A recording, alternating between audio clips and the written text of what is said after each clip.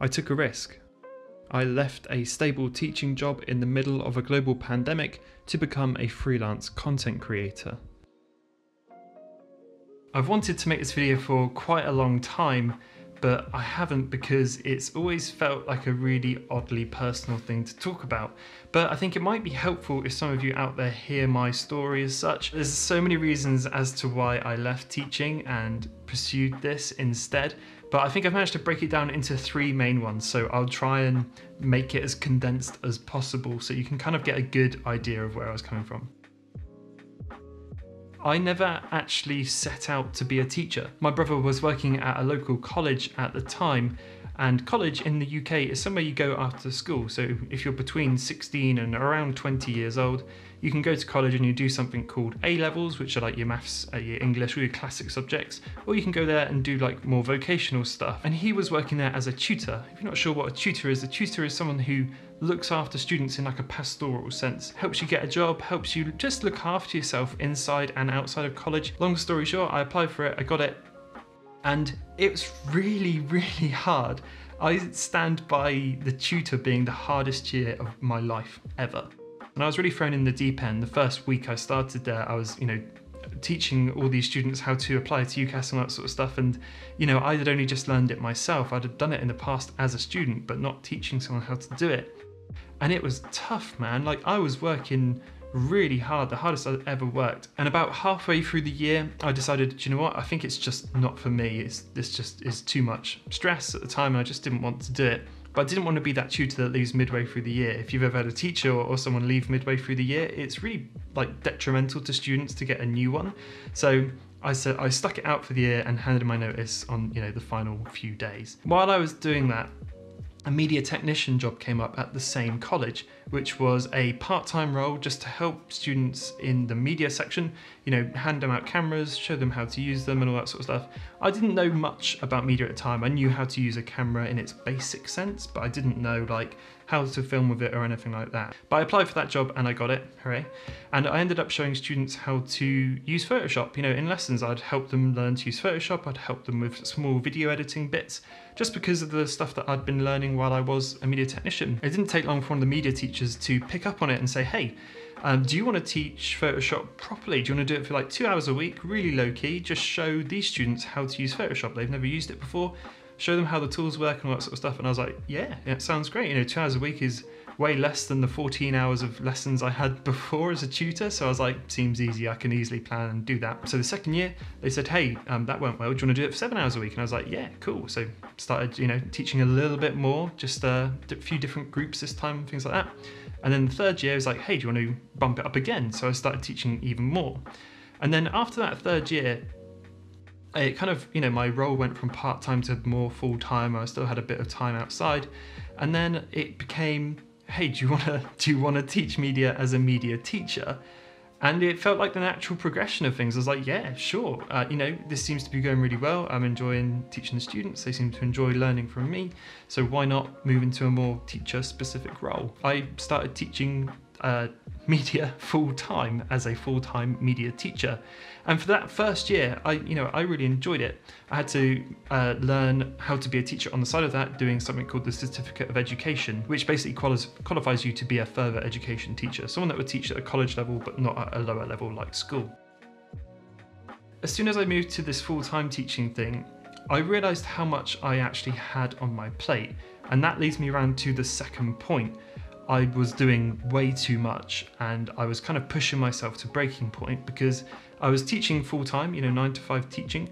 I was doing the Cert Ed on the side, which is like a university level course on the side, so I spent a lot of evenings and things doing that. I was making these YouTube videos for Bite Review and I was filming those in my lunch break. I just joined a weddings cover band as well, so I was playing in a wedding band, which is a lot of fun, but it's still work at the end of the day, still getting paid for it. And I was doing a podcast with my friend Ben as well. You may listen to that, you may not, but that started all the way back then as well. And I realized at this point, I had so much on my plate, I had all of those things that I was actually getting really stressed out. So I realized this was getting too much. So I actually asked to go part-time teaching, to do it 3 days a week rather than 5 days a week, so I could focus on these other endeavors a little bit. And that was okay. They allowed me to do that, which I was very thankful for. But it turned out what had happened is all my teaching hours have basically just been kind of crushed into those 3 days, and all the free periods and stuff I had kind of disappeared. So I was still doing, like, let's say 90% of the work I was doing over 5 days, but in 3 days. And I still had all of that other stuff on the side. And then another thing came up. I started talking to a good friend at a party about the agency that she worked for. And I was saying, I'm not overly happy with what I'm doing at the moment. I feel like I'm, just in a weird kind of cyclone of loads of stuff. And she mentioned that she'd been looking for someone in her agency to do photo and video work. And I'd done some freelance work for them before, on the side, so they knew me. So I ended up actually getting a job with them 2 days a week. So I was now teaching, learning to teach, had the podcast, had the bite review videos, had the wedding stuff, and I just started this new job. So my weeks were like packed, and I was finding I had no time for anything at all. And a great YouTuber, Kanoopsy, put it better than anybody else, I think. He said, as soon as you start doing one thing really well, everything else starts to slip. And I really felt that. I could be delivering amazing teaching sessions, but bite review and everything else would just fall off to the wayside. Or I'd make a really good bite review video and suddenly I wouldn't have enough time to plan my teaching. Or I could have loads of wedding gigs and then suddenly be too exhausted to do anything else, and my teaching course would fall off to the wayside. And my social life went out the window as well. Many creators will probably tell you this, but when you're working on something you really love, it's really easy to get really kind of tunnel vision, and you don't make time for other people because you're just so excited to work on these sorts of things. So you start missing parties, you start missing hangouts, you start missing all sorts of stuff because you just want to work full time doing these sorts of things. One of the biggest things more than anything is I was actually jealous of my students. They got to sit and make videos and media content full time.